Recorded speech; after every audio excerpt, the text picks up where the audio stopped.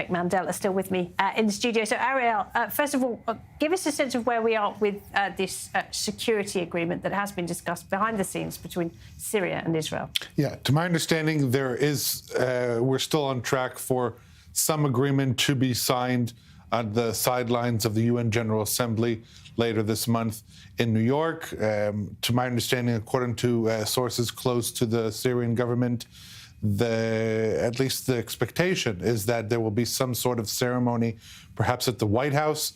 This is something that Trump really wants to achieve. Originally, this was before everything happened in Sueda, and talks were, let's say, element of tension was added to the talks. There was even talk about a potential meeting between Syrian President Ahmed al-Shara and Prime Minister Benjamin Netanyahu signing this agreement at the White House. I am not so sure that that same level of festivities is in the cards right now, but the sides do want to reach some agreement. However, there are many questions as to will Israel commit to not striking Syria. We just saw last week a special operation in just 20 kilometers away from Damascus when President Ahmed al-Shara was addressing the Damascus International Expo. Big embarrassment internally. But talks still ongoing, and the sides do want to reach a deal before the General Assembly. So there is a deadline. Whether they'll make it, that still remains to be seen. All right. Eric, President Trump warmly embraced al-Shara, didn't he, during his visit to the Gulf earlier this year. Do you think he's cooled off on him at all, given everything that's happened in Syria since? I think they're still full speed ahead, and I don't think it's just President Trump. You saw the heads of the ranking member and the head of the Foreign Relations Committee, Senator Risch, also, being totally for Syria. You have Congressmen going up and visiting, coming back and saying positive things. Even if al-Shara is not a jihadist in a suit, there's going to be such problems with Syria for a long time. You had half the population internally or externally displaced. There was a huge brain drain that went on there. There's a lot of corruption. And then you have the minorities who never, certainly don't trust the Islamists, whether we're talking about the Kurds, the Druze, the Alawites, the Christians. And so this is a major project. And the West wants it to happen quickly. But this is not going to happen quickly. But an agreement with Israel to quiet the border, and Israel might give up some of those 9 advanced locations topographically for that, probably is in Israel's interest because it has so many other fronts going. OK. For now, thank you. Now, Iran's President Pezeshkian has been meeting with the UN chief Antonio Guterres in China. Guterres calling for a diplomatic resolution to issues related to Iran's nuclear program. This a day after the leaders of Russia and China signed a joint letter condemning France, Germany and the United Kingdom for taking steps to reimpose sanctions on Tehran. For more on that, we're joined by Jason Brodsky. He's the policy director of the group United Against a Nuclear Iran. Welcome, Jason. So how successful would you say Pezeshkian has been this week in terms of breaking Iran's diplomatic isolation?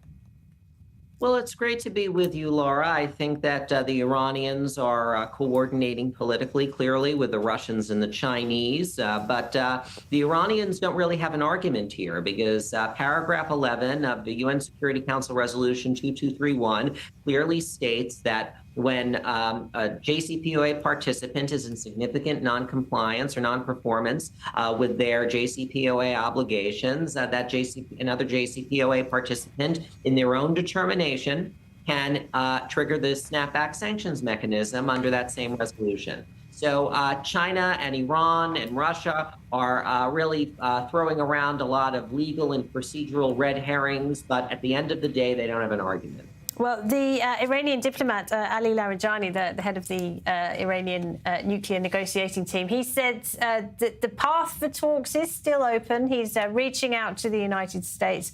I mean, that's quite extraordinary given everything that happened back in June. Are they really still hopeful of some sort of deal? Well, I don't think it's extraordinary in the sense that the diplomatic process is too important a tool for the Iranian regime to completely give up because they use it as a shield from pressure. So they will really never remove themselves from the negotiation table because it's too important of a tool for the system. I thought the tweet from Ali Larijani was quite rich. He was lecturing the United States on rational negotiations. Well, rational negotiations are not refusing to sit in the same room and negotiate directly with the party that you're seeking sanctions relief from. That's the definition of irrational and unserious negotiations. And I think the United States and its allies in Europe need to learn the lessons of the past and understand that the definition of insanity is doing and saying the same thing over and over again and expecting a different result. We've seen this movie before with indirect negotiations, went nowhere in the past, it's going to go nowhere in the future. It has been years, hasn't it, Jason? You've been talking about this for an awfully long time. But are you encouraged that the Europeans are finally on the same page as the United States when it comes to Iran? Yeah, I think it's the Europeans are long overdue to invoke the UN snapback sanctions mechanism, and they should make sure that they fully see the process through so that the UN sanctions are reimposed against Tehran.